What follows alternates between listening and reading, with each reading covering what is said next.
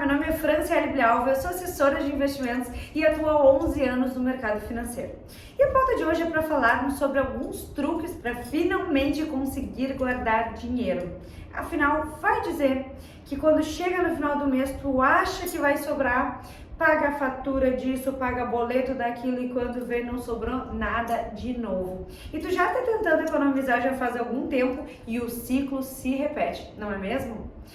Isso tem explicação e também tem solução, mas antes de a gente entrar na pauta de hoje, vou pedir para vocês se inscreverem no canal, curtirem, comentarem, compartilha com quem precisa, com o pai, com mãe, com o irmão, enfim, alguém da tua família, os teus amigos, porque eu tenho certeza que vai virar alguma chavinha e que algum desses truques vai te servir, que tu vai conseguir aplicar e fazer mudar essa chave que tá aqui, ó, na nossa cabeça. Mas fiquem tranquilos, porque tudo nessa vida tem solução, a ciência e a psicologia estão aí para nos ajudar. E é comprovado cientificamente que nós seres humanos, temos uma aversão à perda, um viés, para lembrarmos sempre das coisas negativas e não ressaltarmos as positivas. E vou te dar um exemplo prático aí na tua vida que com certeza já aconteceu, de tu achar uma grana na rua. Uma nota de R$1, que antigamente tinha, de R$20. Quem foi o sortudo que achou 50, 100? Tenho certeza que tem alguém aí do outro lado que já achou dinheiro. Mas aposto que esse momento não foi tão marcante como aquele que tu perdeu dinheiro. Perdeu um bolinho de dinheiro, perdeu R$20, enfim, tu não esquece desse momento, porque nosso cérebro tem essa tendência, né, dessa aversão à perda. A gente não gosta de perder.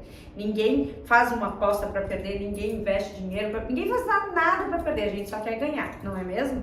Esse é o nosso viés de aversão à perda. E por isso que é tão difícil de fazer sobrar dinheiro, porque parece que a gente está perdendo alguma coisa, porque a gente pode estar deixando de fazer alguma coisa, a gente pode estar deixando de comprar alguma coisa, sendo que muitas vezes aquilo ali é para o nosso próprio bem, para a gente poder fazer algo muito maior, algo que a gente sonha, que a gente quer e que vai realmente fazer diferença na nossa vida.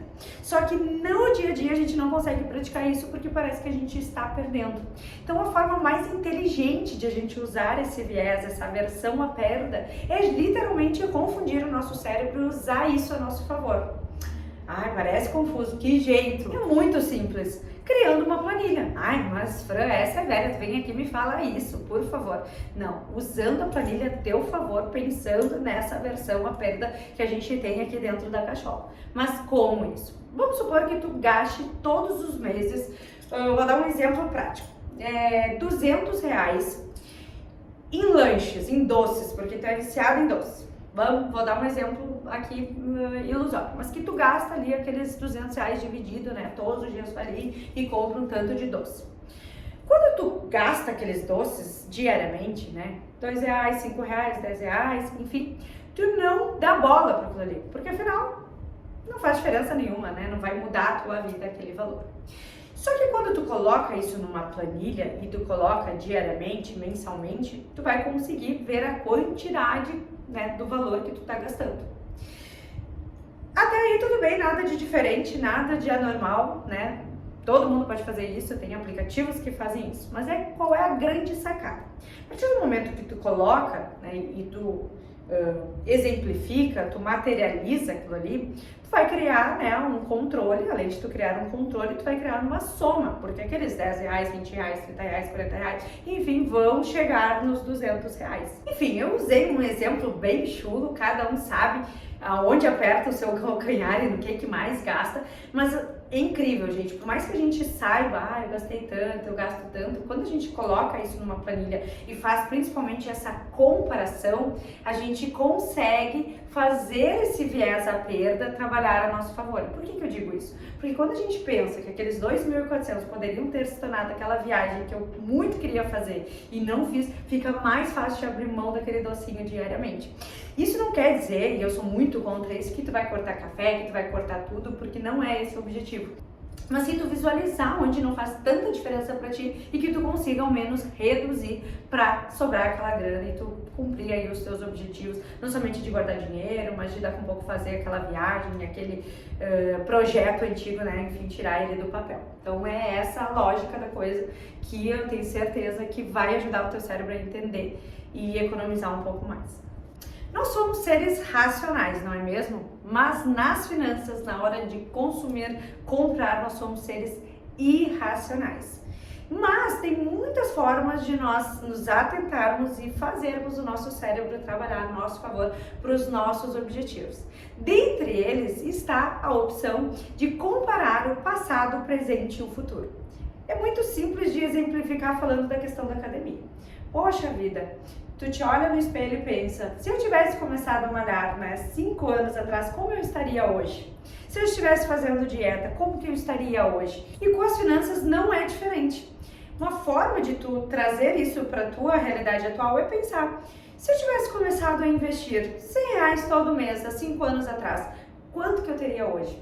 Se eu tivesse iniciado um plano de previdência lá no início da minha trajetória, quanto que eu teria hoje?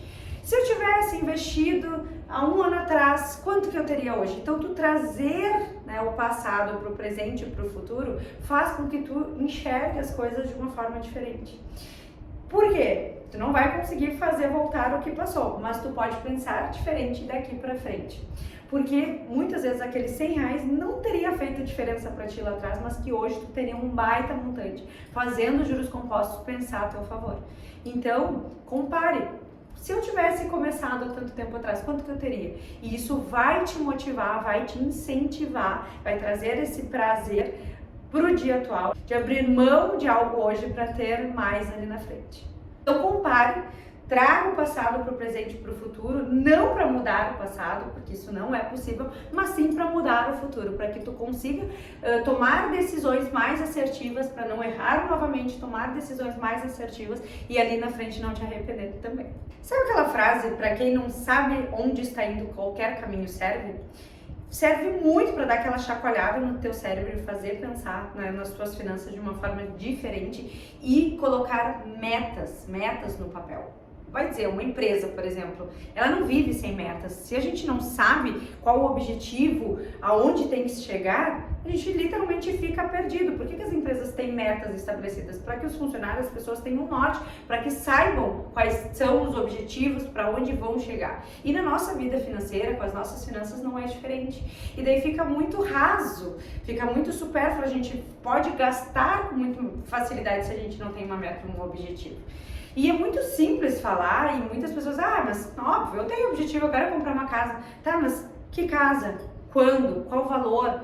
Que jeito que tu vai fazer para chegar até lá? O que tu vai economizar? Que financiamento que tu vai fazer? Enfim, coloca no papel, porque é muito simples a gente pensar, não, mas eu sei, eu quero um apartamento X e tal, mas quando tu coloca no papel, tu consegue, fica mais claro, é comprovado, quando a gente coloca e anota, e a probabilidade de a gente querer alcançar aquilo ali é muito maior. Então, coloque metas, estabeleça limites, datas, valores, porque essa meta vai fazer tu chegar no teu objetivo e ter um norte, saber como chegar no objetivo. Porque é muito simples, eu quero ter um apartamento, mas como que tu vai chegar se hoje tu não economiza nada para esse apartamento, né? E muita gente faz financiamento, faz empréstimo, mesmo não precisando, e eu já escutei muito isso, porque precisa ter um boleto para pagar, precisa ter um compromisso, precisa ter uma conta, porque senão ela vai gastar em outra coisa. Não sei se tu te identifica, isso é muito comum.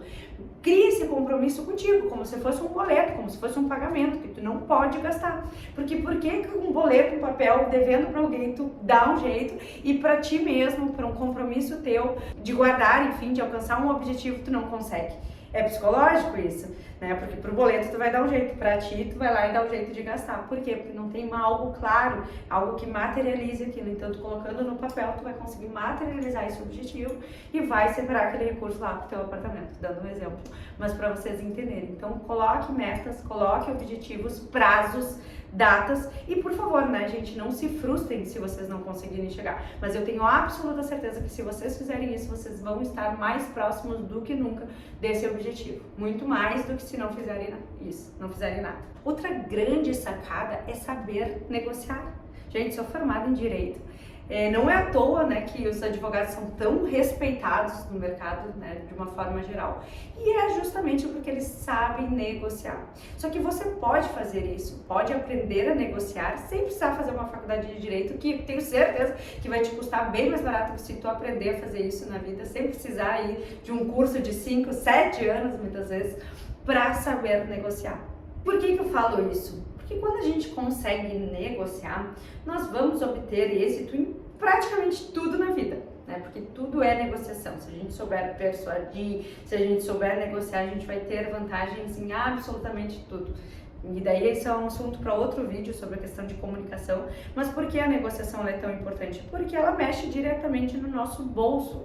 Vai dizer, gente, quando a gente chega numa loja e a gente dá aquela choradinha, a gente não ganha um baita desconto, aquela famosa história, quem não chora não mama, e justamente porque normalmente tem um spread, tem uma margem em cima daquela aquisição, que se tu souber negociar, seja à vista, seja através de descontos, enfim, tu literalmente economiza muita grana. Eu tive na China em 2018 e 2019, e eu aprendi muito sobre negociação, porque os chineses, eles literalmente negociam assim até o último contigo. É uma questão de honra para eles vender um produto. Então, se tu começar a negociação e tu não fechar para eles, é uma ofensa. Então, se eles tiverem que reduzir assim, ó, praticamente te dar o produto, eles vão te dar, porque eles não aceitam não fechar um negócio contigo. Então, eles negociam. E, gente, quando eu vi o tanto que eu economizei, se eu não tivesse aceitado, se eu não tivesse negociado, era um absurdo.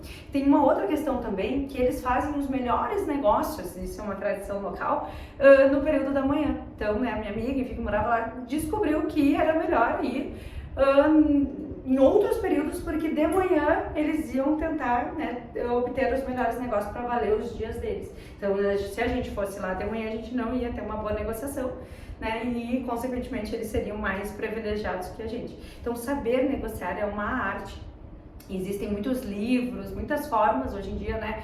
O próprio YouTube é uma fonte de conhecimento de forma gratuita que nos ensina, né, a negociar. E isso é uma grande sacada para a gente obter desconto. Se a gente negocia à vista, tudo que a gente tem poder de barganha, né, quando a gente tem um recurso em mãos, a gente consegue negociar, porque é mais interessante para todo mundo. Quando a gente recebe um recurso à vista, é mais seguro do que receber parcelado. Então, muitas empresas, né, dão um baita desconto à vista. Então, né, saber negociar é uma premissa básica para ti, né, economizar dinheiro e, consequentemente, né, deixar mais dinheiro aí no teu bolso. Importante observar que nós somos seres de hábitos e quando nós temos hábitos negativos, nós precisamos transformá-los em positivos.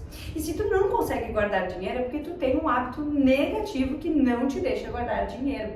Parece simples, né, transformar um hábito negativo em positivo, mas não é.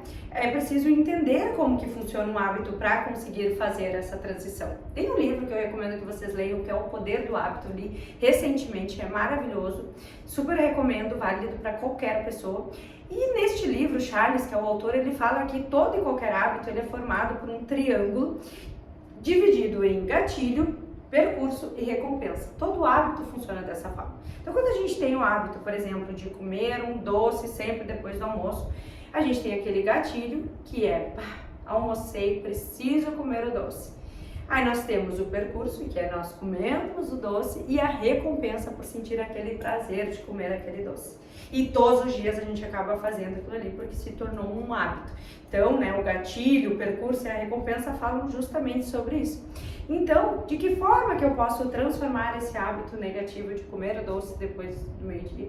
E eu não tô falando que não pode, eu tô dando um exemplo prático pro doce, para ficar mais fácil de vocês entenderem, mas a questão é, como que eu transformo, se eu quiser transformar esse hábito, porque eu não posso mais comer um doce todo dia, eu não quero, enfim, e eu quero transformar. Eu vou lá e como uma fruta. Então, eu não vou deixar de fazer aquele ritual, vou almoçar, vai me dar aquela vontade de comer o doce, não vai dar vontade de comer a fruta, eu vou pegar a fruta, vou lá, pego a maçã, paro aquele momento de gusto e substituo. Não tô dizendo que vai ser fácil, no início tu vai sentir, afinal o chocolate é diferente da fruta, mas tu vai usar esses gatilhos, o percurso e a recompensa de uma forma mais positiva, comendo a fruta. A partir do momento que tu começa a fazer isso, depois se torna um hábito, literalmente, se torna prático. Então, é comprovado que se tu fizer por 21 dias, né, tua mente vai acabar fazendo de forma automática, porque se tornou um hábito. Então, o que eu quero dizer? Que se você tem um hábito negativo, você pode sim transformá-lo em positivo. Se você tem o hábito de gastar mais do que deve, você pode sim transformar aos poucos e reduzir esses custos e conseguir ali na frente guardar uma quantia. Então é possível você trocar esse hábito negativo pelo positivo, compilando como exemplo prático todos os truques que eu falei anteriormente nesse vídeo para vocês. Obviamente não vai ser da noite para o dia, vocês precisam de pelo menos 21 dias para conseguir transformar esse hábito e transformar aquele prazer de gastar em um prazer de guardar. Porque, gente, acreditem, o prazer é o mesmo. Se tu começar a usar a dopamina a teu favor toda vez que tu economizar dinheiro e que tu conseguir fazer com que os juros compostos trabalhem a teu favor, tenho certeza que tu vai sentir o mesmo prazer de gastar, porque muitas vezes a gente gasta em coisas que a gente não precisa. E quantas vezes eu tenho certeza que tu já te arrependeu de ter comprado algo só pelo impulso, pela aquela emoção e aquele objeto tá lá guardado, tirado porque não teve serventia nenhuma. Então a gente não precisa cortar tudo, mas a gente pode pensar de uma forma mais consciente, olhar, avaliar, ver se aquele produto que a gente está adquirindo se paga, se a gente realmente vai precisar dele, se a gente vai utilizar ele, se vai valer a pena aquele custo. E eu tenho certeza que, mediante um pensamento um pouco mais consciente, tu vai conseguir fazer escolhas melhores, guardar mais dinheiro e, consequentemente, economizar mais.